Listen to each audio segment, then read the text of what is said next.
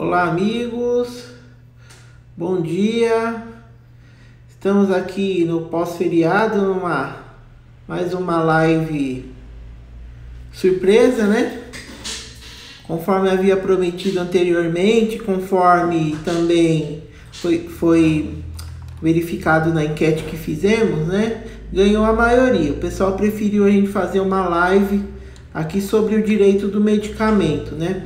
Hoje eu quero comentar um julgado recente do dia 15 desse mês, de 15 de junho agora, né? Que passou, né?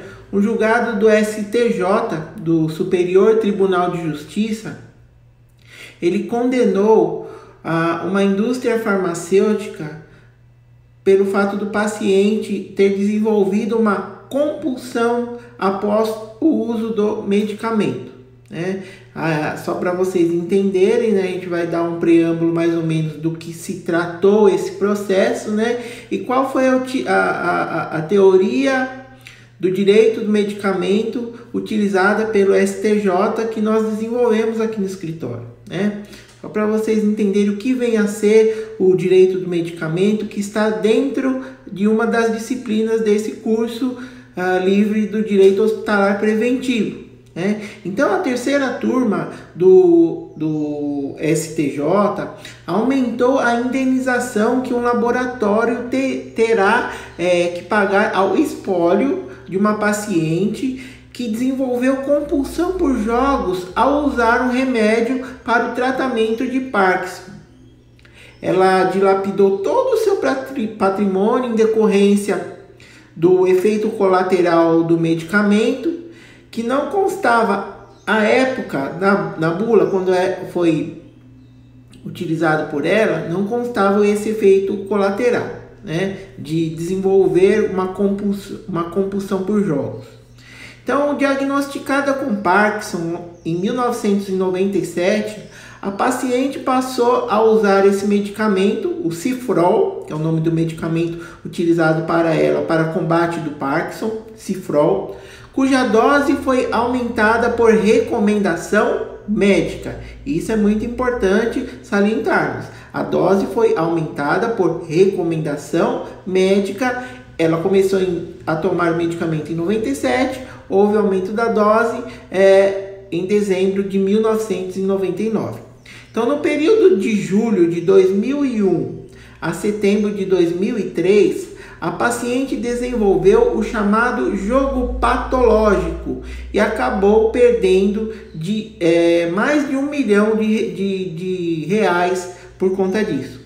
A compulsão terminou tão logo o uso contínuo do medicamento foi suspenso, né? Então, o tribunal lá do Rio Grande do Sul, TJRS, condenou o laboratório a pagar danos morais e 45% da perda patrimonial, pois eles reconheceram a culpa concorrente da paciente por ter utilizado o remédio em dosagem maior do que a recomendada, né? Então, esse foi o entendimento do TJ do Rio Grande do Sul, né? Eles mitigaram o quanto que foi pedido, né, indenizatório, em 45%, porque eles acreditaram que o fato da paciente ter tomado uma dose maior do que a preconizada em bula, ela concorreu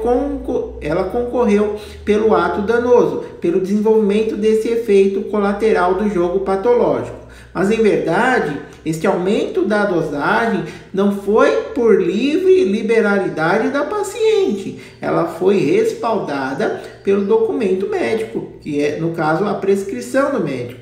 Então, de fato, que ela não concorreu para o fato danoso, porque tinha-se por trás um profissional que, por meio das suas prerrogativas de ato médico, de acordo com a resolução 2217 de 2018, tem a função e a liberalidade de estabelecer as diretrizes de tratamento da paciente. E foi justamente isso que, após recorrer da decisão da primeira instância, que o espólio conseguiu reverter esse julgado em benefício da paciente. Então,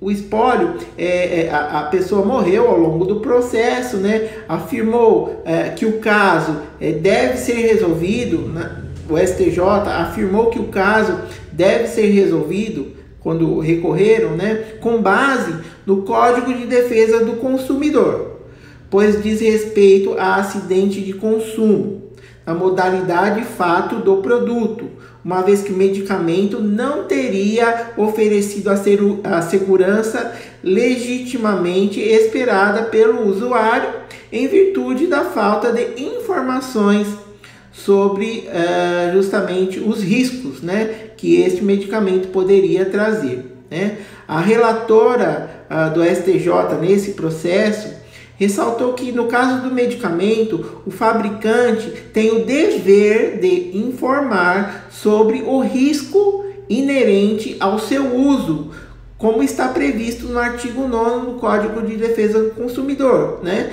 Cuja violação caracteriza defeito do produto e gera a responsabilidade objetiva do fornecedor, no caso da indústria farmacêutica, pelo dano causado a paciente, que no caso foi o desenvolvimento desse efeito colateral do jogo patológico, que fez com que a paciente dilapidasse seu patrimônio em R$1 milhão. Então, o fato de um medicamento causar efeitos colaterais ou reações adversas, por si só, não configura defeito do produto se e somente se o usuário foi prévia e devidamente informado e advertido sobre tais riscos inerentes.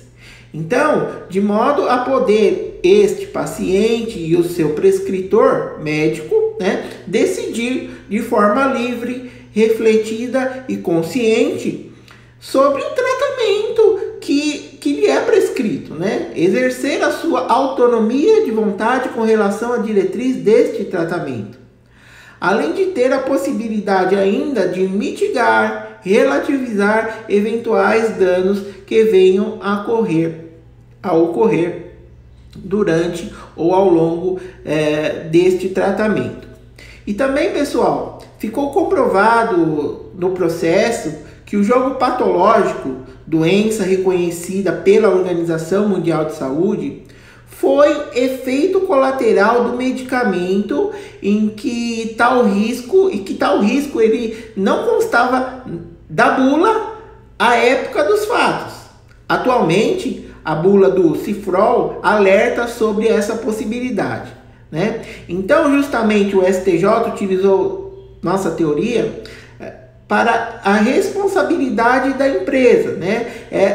Para não afastar a responsabilidade da empresa. A responsabilidade da empresa, nesse caso, ela não pode ser afastada. A responsabilidade da indústria farmacêutica não pode ser afastada sob a alegação de se tratar de risco inerente ao desenvolvimento do produto, né, o qual não podia ter conhecido ou evitado no momento que o medicamento foi colocado em circulação, né? O defeito já era existente desde o momento da concepção do produto, embora não perceptível a priori, caracterizando, pois, hipótese de caso fortuito interno ou também fazendo uma analogia com o Código Civil de um vício redibitório, que só vai ser conhecido após o consumo deste produto, né? São os vícios não aparentes, né? Então, foi considerado ainda, e deve ser considerado ainda, que a culpa concorrente da paciente não está elencada nas hipóteses que excluem a responsabilidade do fabricante, que está lá prevista no artigo 12, parágrafo 3º do Código de Defesa do Consumidor. A responsabilidade por eventual superdosagem ou por problemas com interações medicamentosas não pode recair sobre o paciente, que segue estritamente as recomendações do seu médico de confiança, como nesse caso.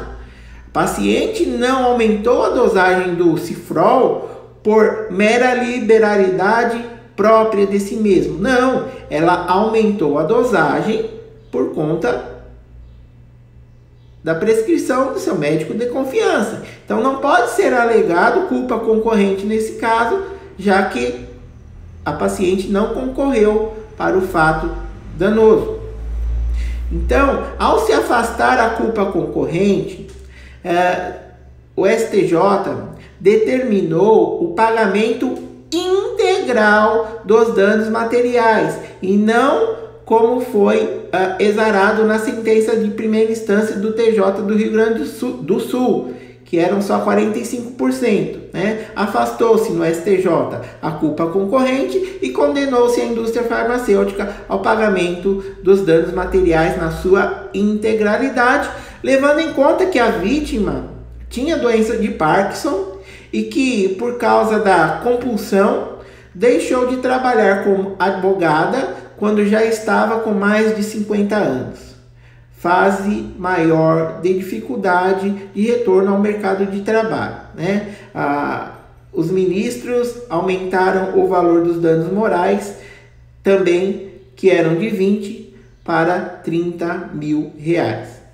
Então, a teoria do risco do desenvolvimento do medicamento, associada à teoria do caso fortuito interno, associada ainda à possibilidade de vício redibitório, associada ainda ao afastamento da culpa concorrente, são uma das ferramentas que podem ser utilizadas pelo advogado para mitigar a responsabilidade concorrente do paciente e do seu prescritor e também acentuar o quanto indenizatório que deve ser responsabilizados pelas indústrias farmacêuticas de um modo geral, com relações a efeitos colaterais que não constem da bula, né? Ou que não foram, de certa forma, informados ao paciente. Então, o direito do medicamento é uma das disciplinas que fazem parte do curso livre do direito hospitalar preventivo. Né? Você consegue prevenir essas situações, essas questões,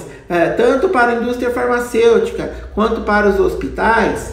É claro que essas organizações se respaldarão, se resguardarão para se evitar justamente condenações a montas de R$1 milhão, como nesse processo em específico, ok?